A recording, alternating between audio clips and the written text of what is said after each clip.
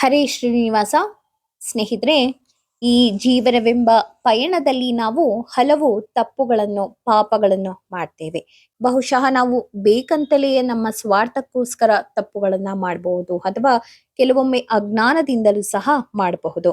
ಆದರೆ ದೇವರು ಯಾವಾಗಲೂ ವಿವಿಧ ಮಾರ್ಗಗಳಲ್ಲಿ ನಮಗೆ ಪಾಪ ಶಮನದ ದಾರಿಗಳನ್ನು ತೋರಿಸ್ತಾನೆ. ಅಂತಹ ಮಹತ್ತಾದ ಮಾರ್ಗದಲ್ಲಿ ಶ್ರೇಷ್ಠವಾದದ್ದು ಏಕಾದಶಿ ವ್ರತಾಚರಣೆ.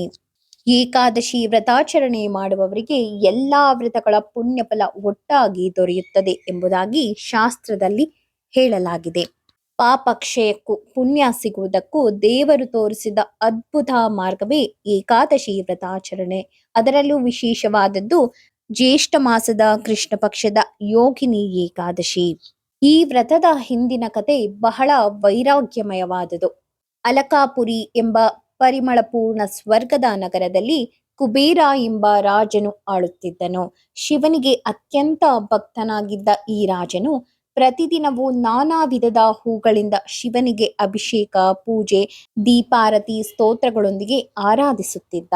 ಈತನು ಮಾಡುವ ಪೂಜೆಗೆ ಹೂ ತರಲು ಅವನು ಹೇಮಮಾಲಿ ಎಂಬ ಸೇವಕನನ್ನು ನೇಮಿಸಿದ್ದ.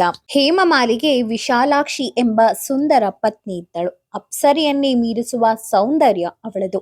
ಒಂದು ದಿನ ಹೇಮಮಾಲಿ ಹೂ ತಂದು ಮನೆಗೆ ಬಂದು ತಾನು ಪೂಜೆಗೆ ಕಳುಹಿಸಬೇಕಾದ ಹೂವನ್ನೇ ಮರೆಯುತ್ತಾನೆ. ಇತ್ತ ಪತ್ನಿಯ ಜೊತೆ ಆನಂದದಲ್ಲಿ ಕಾಲವನ್ನ ಕಳೆಯುತ್ತಾನೆ. ಕುಬೇರನು ಶಿವಪೂಜೆಗೆ ಹೂವಿಗಾಗಿ ಕಾಯುತ್ತಾ ಕೊನೆಗೆ ಕೋಪಗೊಂಡು ಹೇಮಮಾಲಿಗೆ ಶಾಪ ನೀಡುತ್ತಾನೆ. ನೀನು 18 ಬಗೆಯ ಕುಷ್ಠರೋಗದಿಂದ ನರಳಬೇಕು, ಪತ್ನಿಯನ್ನು ಕಳೆದುಕೊಳ್ಳಬೇಕು ಎಂದು. ಆ ಕ್ಷಣವೇ ಶಾಪ ಫಲಿಸಿತು. ಹೇಮಮಾಲಿಗೆ ಭಯಾನಕ ರೋಗ ತಗುಲುತ್ತೆ, ಪತ್ನಿಯನ್ನು ಕಳೆದುಕೊಳ್ಳುತ್ತಾನೆ. ಆ ಕ್ಷಣದಿಂದ ಆತನ ಜೀವನ ಕತ್ತಲೆಮಯವಾಗುತ್ತದೆ. ಊಟವಿಲ್ಲ, ನೀರಿಲ್ಲ, ನಿರ್ಜನ ಕಾಡುಗಳಲ್ಲಿ ಅಲೆದಾಡುತ್ತಾ ಆತನ ಜೀವನವೇ ನರಕವಾಗುತ್ತದೆ. ಅನೇಕ ದಿನಗಳ ನಂತರ ಹೇಮಮಾಲಿ ಹಿಮಾಲಯ ಪರ್ವತದಲ್ಲಿರುವ ಮಾರ್ಕಂಡೇಯ ಮಹರ್ಷಿಯ ಆಶ್ರಮಕ್ಕೆ ತಲುಪುತ್ತಾನೆ. ಋಷಿಯ ಪಾದಗಳಲ್ಲಿ ಬಿದ್ದು ತನ್ನ ಸಂಪೂರ್ಣ ಕತೆ ಹೇಳಿಕೊಳ್ಳುತ್ತಾನೆ. ಆಗ ಋಷಿಯು ಪಾಪಕ್ಷಯಕ್ಕೆ ಒಂದು ಮಾರ್ಗವನ್ನು ಉಪದೇಶಿಸುತ್ತಾರೆ. ಜ್ಯೇಷ್ಠ ಮಾಸದ ಕೃಷ್ಣ ಪಕ್ಷದ ಯೋಗಿನಿ ಏಕಾದಶಿಯನ್ನು ಭಕ್ತಿಯಿಂದ ಆಚರಿಸು, ಇದರಿಂದ ನಿನ್ನ ಎಲ್ಲಾ ಪಾಪಗಳು ಕಳೆಯುತ್ತವೆ ಎಂದು.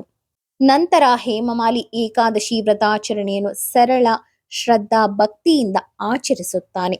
ತೀವ್ರ ಉಪವಾಸ, ಮನಸ್ಸು ಶುದ್ಧಗೊಳಿಸಿ ದೇವ ಚಿಂತನದಲ್ಲಿ ಮುಳುಗಿ ವ್ರತಾಚರಣೆಯನ್ನು ಮಾಡುತ್ತಾನೆ. ಇದರಿಂದಾಗಿ ಆತನ ದೇಹದ ಕುಷ್ಠರೋಗ ಪರಿಹಾರವಾಗುತ್ತದೆ.